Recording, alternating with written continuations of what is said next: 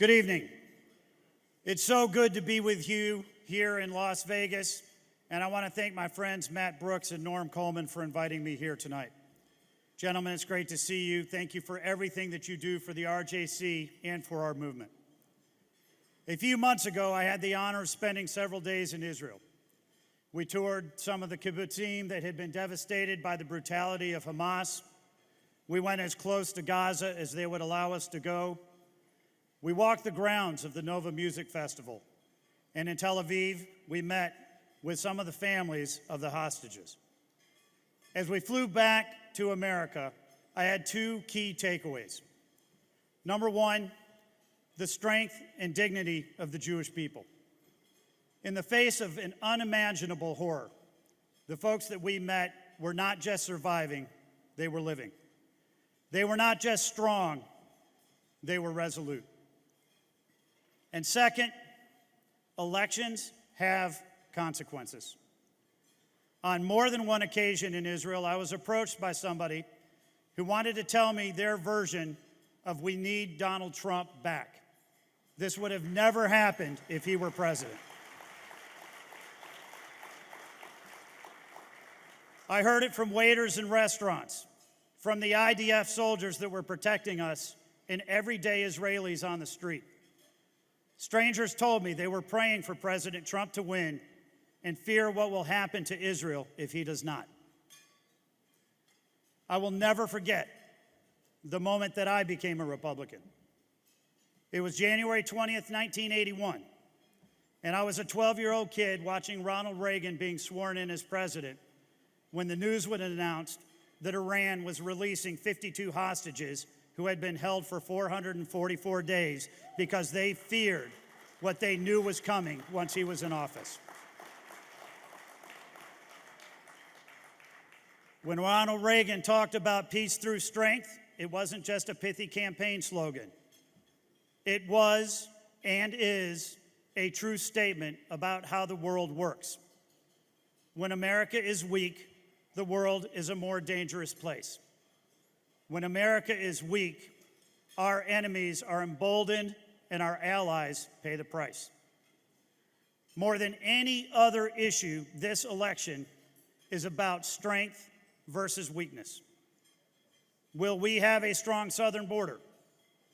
Will we have a strong economy? Will America be strong enough to protect our interests at home and abroad, as well as those of our allies like Israel? On one hand, we have Kamala Harris, the most radical and least serious person who has ever run for president. If she wins, she will make America weaker than ever before. She will cripple our economy, weaken our military, and invite millions of additional illegal immigrants into our country, in addition to the 10 million who have already come in under her watch as borders are.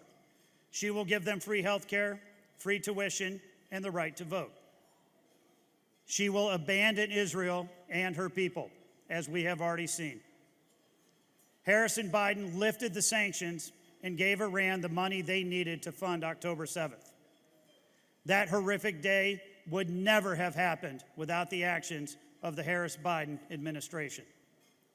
Harris has consistently stood by Hamas and fought attempts by Israel to defend itself.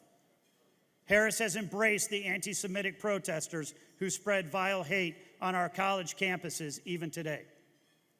And Harris told Israel not to go into Rafah.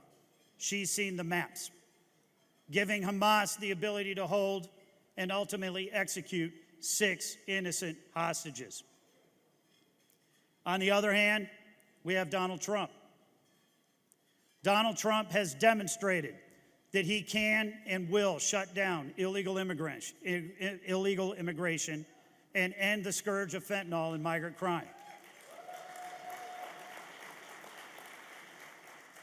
Donald Trump has demonstrated that he can and will rebuild the American economy. President Trump has demonstrated that he can and will make absolutely sure that we will be strong enough to protect America and our allies around the world. And President Trump has demonstrated that he will be a true friend to Israel and the Jewish people. President Trump has moved the U.S. Embassy to Jerusalem. President Trump recognized the Golan Heights as part of Israel. President Trump got rid of Obama's failed Iran deal and bankrupted the Ayatollah's machine of hatred. And when Iran threatened America and its allies in the Middle East, President Trump wiped Soleimani off the map. When Israel raised hell about it, the president simply responded, "Fine. If you retaliate, you're done for." Guess what? Iran didn't have an answer. That is peace through strength. And we will have that peace through strength again. In this election cycle, we can choose the chaos, terror, and weakness of Kamala Harris. Or we can choose the peace and prosperity of Donald Trump. This election will determine the future of America and the future of Israel together. As chairman of the Republican National Committee, my job is to build an infrastructure that will flip the Senate, expand our majority in the House, and return Donald J. Trump back to the White House.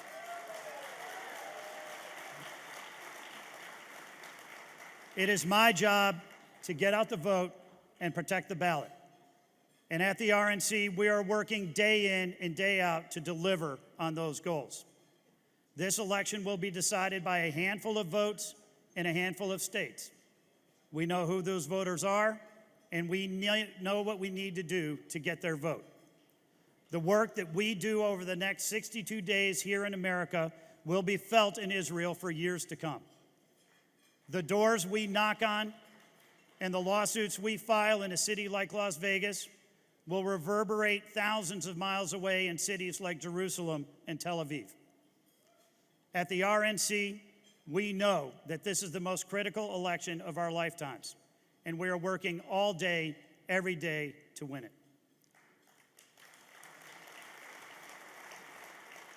I want to thank the RJC for your partnership and great work, and for letting me be a part of this incredible event.